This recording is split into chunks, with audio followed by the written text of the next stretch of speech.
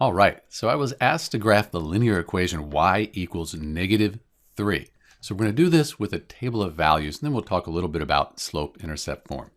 So really, a good way to think about this here is we don't have x. So why don't we call this y equals 0x minus 3.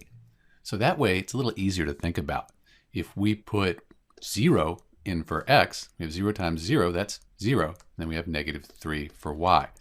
We put 3 in for x. 0 times 3, that's 0. So we have -3 again for y. Let's put -6 in. So 0 times -6, that's 0. And again, we get -3. So no matter what we put in for x, because x is going to be multiplied by 0, we get -3 for y.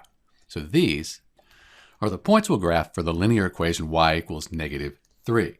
So let's go to 0x, -3y. 0x, -3y. That's our first point. 3x, -3y.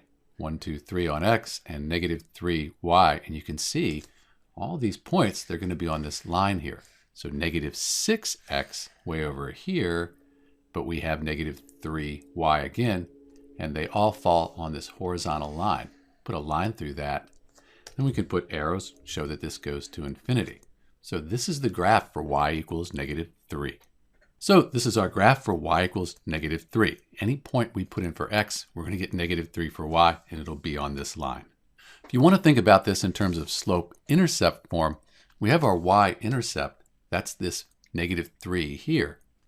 That's our y-intercept. And then the slope is 0. So we don't have a slope. It's just going to be this straight line. So that's another way to think about this linear equation, y equals -3. This is Dr. B. Thanks for watching.